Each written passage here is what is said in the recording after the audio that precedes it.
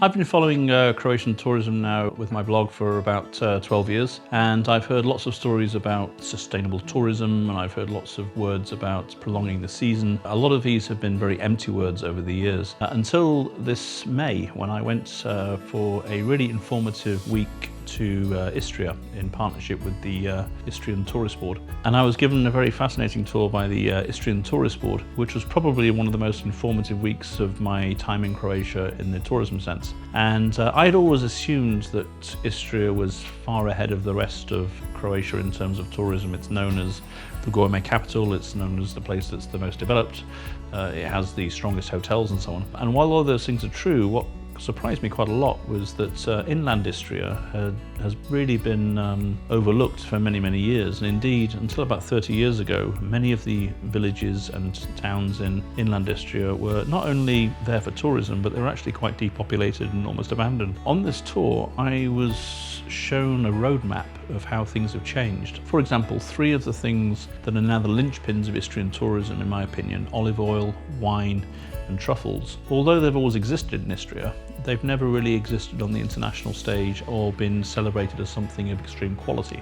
Today, if you open the Flosole, which is the Michelin guide for olive oil, 10%, 50 of these 500 have all come from Istria. And so now Istria is known as the #1 olive oil region in the world, according to this much respected publication. It was only in 2005 that the first ever entry of a Croatian olive oil producer, Claudio Ipša, entered into the Flosole. So back in 1998, he was in the almost abandoned village of Ipši, and he decided to plant 1,100 olive trees, and people thought he was nuts. But he started an olive oil revolution, which today has come forward for Istria and made it the #1 region in the world. If you now go to Istria, they're very, very good at celebrating their own products. They realise that they are a small region of just 200,000 people. They have about 40% of Croatian tourism, but they realise that if they don't focus on quality, then they're going to fail on quantity because they're not big enough. Then they also have truffles, which they've always had, but they weren't really internationally recognised for that until 1999, when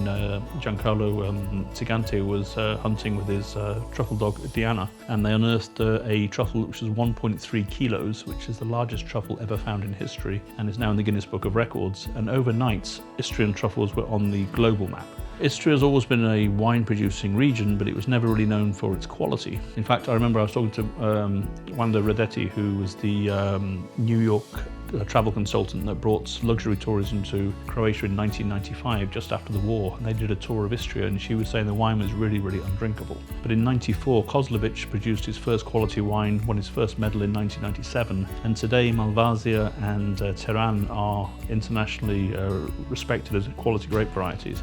And if you go around Istria, especially inland Istria, you'll see all these amazing vineyards. They're overlooking just beautiful nature, nobody else around them, and they're all individual families coming up with their individual dream. People like Bruno Trapan, who has done much to promote Istrian wine. You've got Kozlovic, you've got Kabola, you've got Klaj.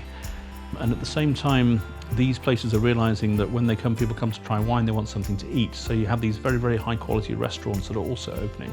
And then they need places to stay. And so you have a number of extremely high quality, some of the best accommodation in Croatia, actually, I'd say. 5-star boutique hotels that are appearing all over inland Istria. When people say that Istria is a mini Tuscany, I think it's a true story. But what you have that you don't necessarily find elsewhere in Croatia is the level of service and value at the higher end of the market. It's definitely a region which is on the up from nothing 30 years ago. The average room rate now is €290 a night, and the average stay is 120 days a year. This compares with the coast. Again, these are the numbers from the Istrian Tourist Board, where it's €85 a night and the season is only 90 days. So you can see that from nothing, they've actually surpassed the coast, not only in terms of price, but also in terms of length of season. And as people look for sustainable tourism, as people look for a longer season, I think there are many, many lessons to be learned from inland Istria. And it's a place now where local farms are supplying these restaurants, and there's a fantastic ecosystem of sustainable development and tourism. And so for me, having travelled all over Croatia, I would say that inland Istria is probably the most successful Croatian